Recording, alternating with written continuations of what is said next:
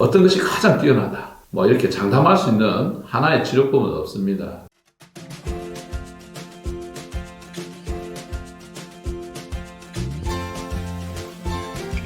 안녕하십니까. 김종정형외과TV의 김종인 원장입니다.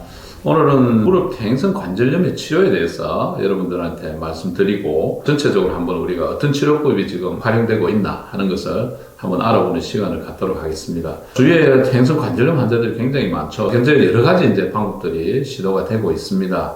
그래서 그 방법들을 여러분들한테 간단하게 오늘 한번 소개를 해드리고 어떤 치료법이 요즘 각광을 받고 있나 하는 것을 한번 정리하는 시간을 갖도록 하겠습니다.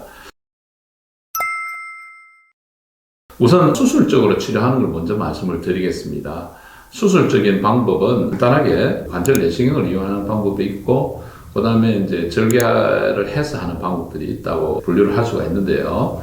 간단하게 이제 관절 내시경으로 할 수 있는 첫 번째 치료가 이제 미세 천공술입니다. 영어로 마이크로 프랙처인데, 이것은 안에 관절 내시경을 보면서 그 부위를 2제곱센치 정도 이하의 환자들에 주로 이제 사용을 하는데, 구멍을 뚫어서 뼈 골수에서 나오는 줄기세포가 수면성 연골로 연골이 떨어진 곳이 차는 그런 방법이 되겠습니다. 65세 이상 되는 분들은 골수가 적어가지고 효과가 제한적이다. 이런 보고가 있습니다.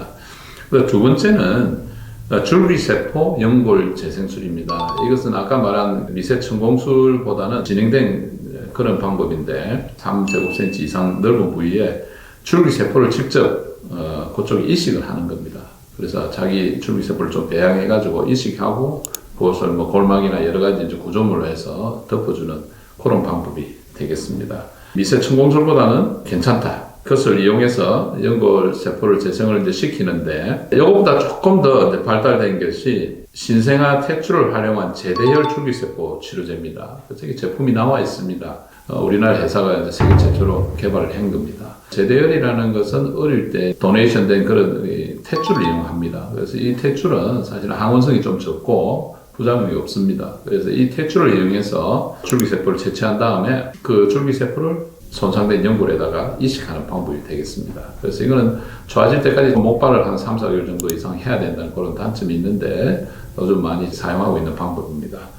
네 번째로 근위경골 절골술이라는 겁니다. 하이 티비알 오스테오토미. 그래서 HTO라는 약자로 쓰기도 하는데, 이것은 좀 젊은 환자들, 그래서 인공관절 하기에는 좀 아까운 젊은 환자들, 활동적인 환자들, 그래서 이제 안쪽으로 보통 보면 우리가 O자형으로 이렇게 휘어지는 사람이 많습니다. 안쪽 연골이 좀 닳아지고 좁아지면서 관절염이 오고 휘어지는데, 그 휘어지는 것을 이렇게 잘라서 이렇게 펴줍니다. 그럼 좀 이렇게 일직선으로 교정이 되죠. 교정이 되면서 또 무릎 안쪽에 가해지는 스트레스를 줄여가지고 통증을 치료하는, 관절염을 좀 진행을 막는 그런 치료법이 되겠습니다. 그 다음에는 인공관절 수술입니다. 이런 여러 가지 자기 관절을 보존하는 수술이 실패하고 굉장히 많이 진행이 되는 경우는 할 수 없이 본인의 뼈를 깎고 인공관절을 대체하는 수술을 하게 됩니다.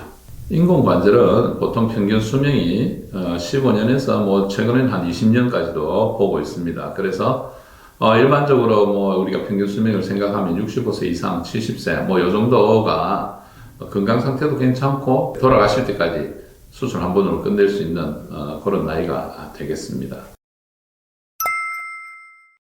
두 번째로 비수술적인 치료를 말씀을 드리겠습니다. 비수술적 치료는 최근에 이제 보존적인 치료가 굉장히 많이 여러 방법들이 개발이 되고 있습니다. 가능하면 조기에 젊은 나이에 좀 불편할 때는 빨리 진단을 받아서 이런 좋은 비수술적 치료법이 있기 때문에 진행되는 걸 막아야 된다는 게 굉장히 중요합니다. 첫 번째는 뭐 생활 습관 교정이죠. 여러 가지 이제 원인이 될 수 있는 뭐 과도한 운동이라든지 일이라든지 무릎에 스트레스 가는 그런 생활 습관을 좀 교정할 필요가 있고, 약물 물리치료, 체중 조절만으로 좋아지는 분도 제가 많이 봤습니다. 그 다음에 무릎 주위에 있는 허벅지, 그 다음 무릎 주위 근육인데 뭐 이런 거 강화할 수 있는 여러 가지 이제 적당한 운동, 이런 게 기본적으로 필요할 것입니다.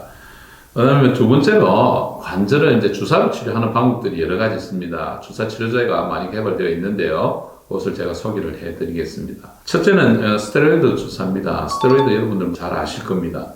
그래서 과거에는 사실 스테로이드 주사가 굉장히 센세이션을 처음에 일으켰습니다. 너무 효과가 좋으니까. 존재하는 항염증 작용 어떤 물질로는 가장 강한 물질의 하나입니다. 그래서 염증이 와서 많이 아프고 부어있고 물이 차고할 때 스테로이드 주사를 주면 좀 드라마틱하게 좋아지는 것을 많이 봅니다. 그렇지만 이것의 부작용도 상당히 많기 때문에 1년에 한 3, 4회 정도로 제한해서 쓰는 게 굉장히 중요하다고 생각합니다. 두 번째는 연골주사라는 히알루론산입니다. 이것은 이게 점액성이 있어서 이 물질을 넣어서 윤활 역할을 한다고 생각을 하시면 됩니다. 이 점도에 따라서 1년에 한 번 쓰는 거, 6개월에 3번씩 맞는 거 이렇게 개발이 되어 있습니다.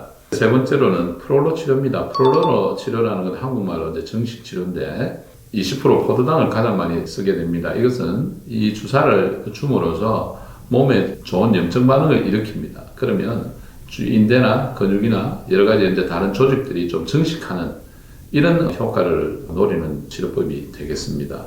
그 다음에 네 번째로 말씀드릴 것은 PDRN 제제인데, PDRN 혹은 이제 우리가 DNA라는 것인데, 선별급여가 이제 최근에 되었습니다. 80% 정도 본인이 부담하는 걸로 되어 있고, 일주 간격으로 6개월에 5회를 인정받고 있습니다.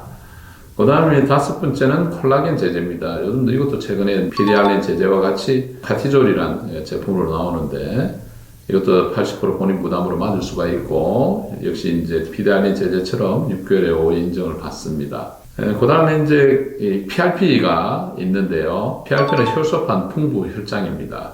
여기에 대한 경험은 제가 사실은 많이 있습니다. 보건복지부에서 오래되고 조절되지 않는 테니스, 골프, 엘보 통증 사용이 허가되어 있습니다. PRP 같은 것도 좀 사용해서 환자한테 도움을 줄 수 있다. 이런 것을 말씀드리고 싶습니다. 어떤 것이 가장 뛰어나다. 또 이것을 하면 반드시 좋아진다.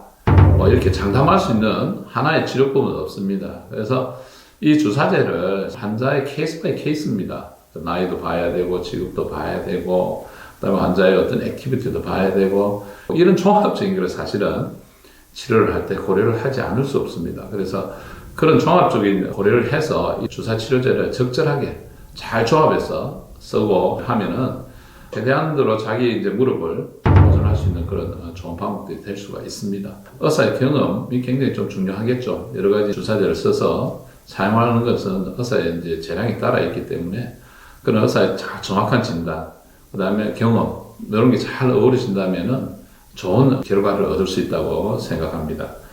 이상 퇴행성 무릎 관절염에 사용할 수 있는 여러 가지 치료법에 대해서 말씀드렸습니다. 수술적인 거, 비수술적인 방법을 여러분들한테 설명드렸고, 오늘 영상 시청해 주셔서 대단히 감사합니다.